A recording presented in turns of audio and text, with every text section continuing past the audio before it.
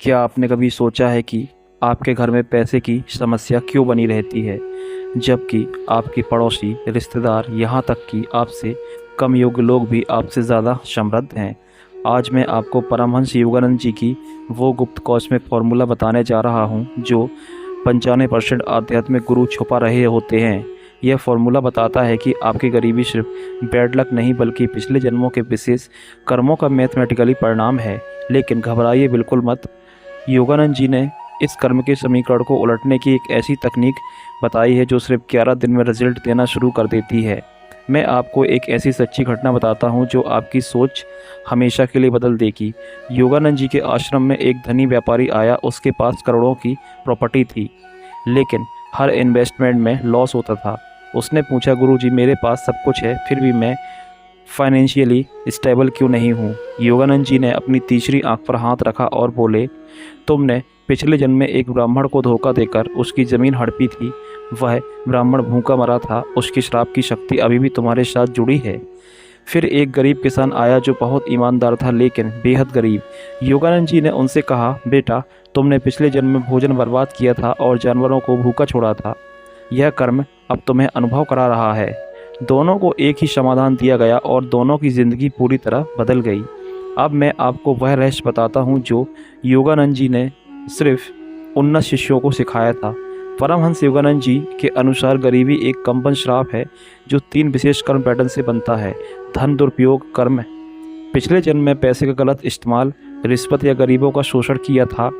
लक्षण, व्यापार में हानि, वेतन नहीं बढ़ना, निवेश फेल हो जाना, भोजन अपमान, कर्म खाना बर्बाद करना या जानवरों को भूखा छोड़ना। लक्षण, पैसा आता है पर मेडिकल बिल्स में जमा हो जाता है, अचानक बिल आते रहते हैं।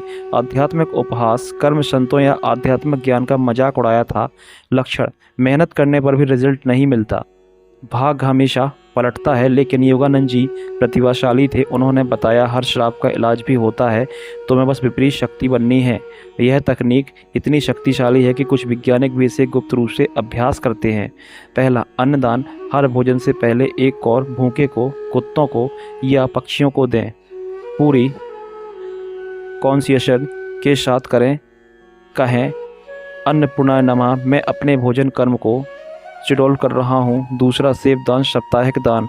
कम से कम एक पूर्ण निस्वार्थ कार्य करें, चाहे वह धन दान का हो, समय समर्पण का हो या शारीरिक श्रम हो।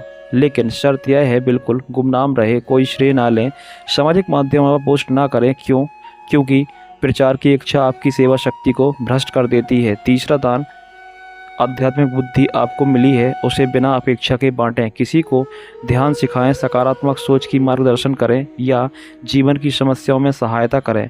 विनम्रता के साथ बांटें। अब मैं आपको वह गुप्त मंत्र बताता हूँ। परम सूत्र, रोज़ सुबह ठीक 4:30 बजे उठें, पूर्व दिशा की ओर मुँह करते हुए 108 बार मंत्र का जाप करें। श्री हरि कली महालक्ष्मी नारायण स्वाहा। इस मंत्र के साथ प्रकाश की कल्पना करें, आपकी नाभि में एकत्र हो रहा है। संकल्प करें, हे ब्रह्मांडीय माता लक्ष्मी, मैं आपके पुराने धन कर्म को समर्पित करता हूँ। मेरे द्वारा जो भी समृद्धि प्राप्त हो उसका अधिकांश भाग मानवता की सेवा में करूँगा। जो धनी व्यापारी 15वें 7 साल का कोर्ट केस जीता, 20वें दिन 2 करोड़ प्रॉफिट, 25वें दिन बेटे को एमसी में मैनेजर जॉब मिली। गरीब किसान 12वें दिन खेत में खजाना मिला, 18वें दिन 50 लाख कंपनसेशन, 24 दिन बेटे को इंजीनियरिंग का स्कॉलरशिप। आश्चर्यजनक बात, दोनों ने अपनी समृद्धि का 30% हिस्सा दान में देना शुरू किया। जितना ज़्यादा वह देते गए उतनी ही उनकी संपत्ति में बढ़ोतरी होती गई। कर्म की जंजीर बहुत मजबूत थी, लेकिन प्रेम और सेवा की चाबी उससे भी ताकतवर। आपकी गरीबी आपकी नियति नहीं, आप अपने भाग्य के निर्माता हैं। यह तकनीकें तभी काम करती हैं जब आप सच्चे दिल से डटकर नहीं बल्कि खुशी से अपनाएंगे। आज इन उपायों को शुरू कीजिए। कमेंट में लिखिए, मैं तैयार हूं, ताकि आपका संकल्प और भी मजबूत हो जाए। वीडियो सहायक लगी हो तो शेयर करें, ज्ञान बांटना भी दान है। अगर आपको कहानी अच्छी लगी हो तो चैनल को सब्सक्राइब ज़रूर कीजिएगा। आपका कल्याण हो। धन्यवाद।